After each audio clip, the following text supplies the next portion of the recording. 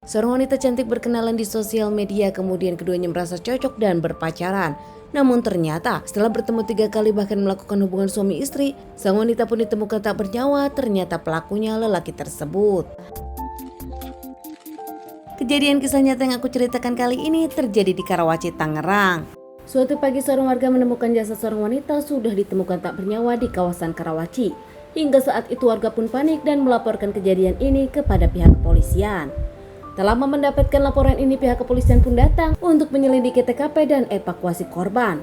Saat itu jasad korban pun dibawa ke rumah sakit untuk dilakukan otopsi dan identifikasi korban. Hasil otopsi menyebutkan kalau korban mendapatkan penganiayaan hingga tak bernyawa. Pihak kepolisian meluluskan ciri-ciri korban. Seorang wanita berkulit putih memakai ikat pinggang SMP, memakai behel dan dirinya memakai sepatu ket. Diduga karena ikat pinggang yang dipakainya, ada sebutan kalau korban adalah siswa SMP namun belum pasti. Tak ada tanda-tanda lain hingga akhirnya pihak kepolisian pun mengumumkan berharap ada keluarga yang datang kepada pihak kepolisian melaporkan kehilangan korban.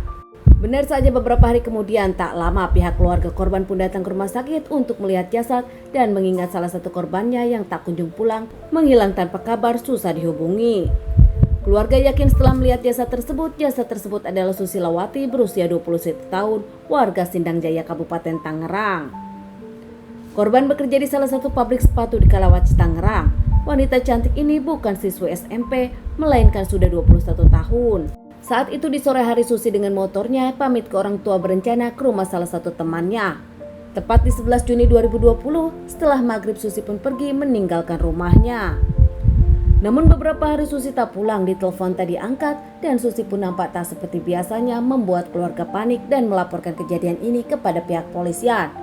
Apalagi mendengar ada salah satu korban ditemukan, pihak dari keluarga pun langsung datang ke rumah sakit dan benar saja, jasad tersebut adalah Susi, keluarganya. Polisi menyelidiki kasus ini dan bertanya kepada para sahabat Susi, mengecek keluarga Susi dan juga sosial media dari Susi. Dari sosial media tersebut, pihak kepolisian curiga kepada salah satu lelaki bernama Muhammad Sidik berusia 19 tahun. Menurut sahabat-sahabat dari Susi, Sidik sendiri adalah pacar dari Susi yang berkenalan lewat sosial media. Dari keterangan itu, pihak kepolisian pun langsung mendatangi rumah Sidik dan interogasi Sidik. Tanpa menunggu waktu lama lagi, pihak kepolisian yakin kalau Sidik pelakunya, mengingat ada barang-barang Susi di rumah Sidik. Ada motor, tas, handphone, bahkan dompet Susi di rumah Sidik.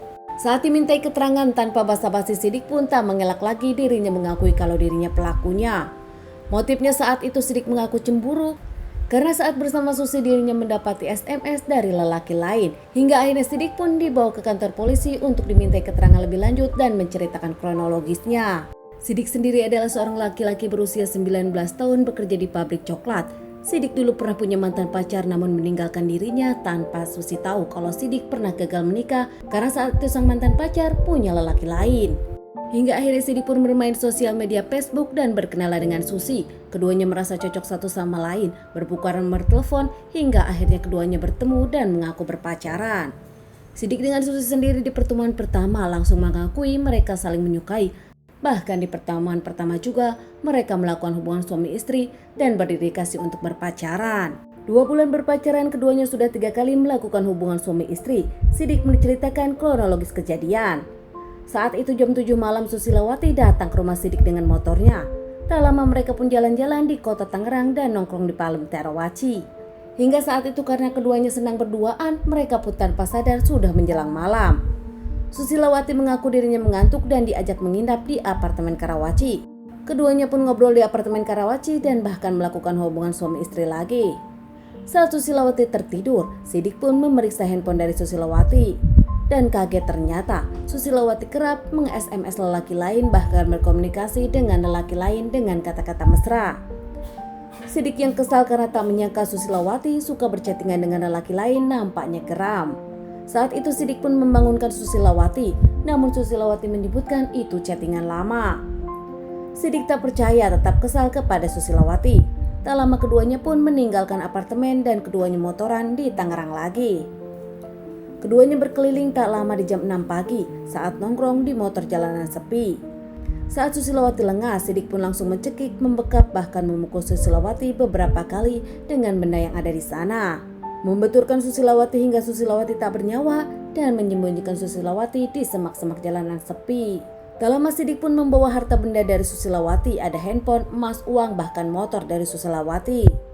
Sidik meninggalkan jasa Susilawati begitu saja, dirinya pun membawa barang-barang Susilawati ke rumahnya. Sidik mengaku dirinya trauma dikhianati mantan pacar hingga gagal menikah. Kali ini berpacaran dengan Susilawati, ada gelagat dari Susilawati membuat dirinya dendam. Diamankan terkait permasalahan ini, menjalani beberapa kali persidangan, Sidik pun mendapatkan vonis hukuman 20 tahun penjara. Keluarga dari Susilawati tak menyangka sang anak dihabisi lelaki yang baru dikenalnya, dan keluarga dari Susilawati pun ragu kalau Sidik menghabisi Susilawati karena cemburu. Bahkan ada keyakinan dari keluarga Susilawati, Sidik menghabisi sang anak Susilawati karena menginginkan harta benda dari milik Susi. Teman-teman, sekian dulu bahasan kasus yang aku bawakan kali ini. Semoga ini bisa dijadikan pelajaran untuk kita dan ditunggu bahasan kasus-kasus selanjutnya.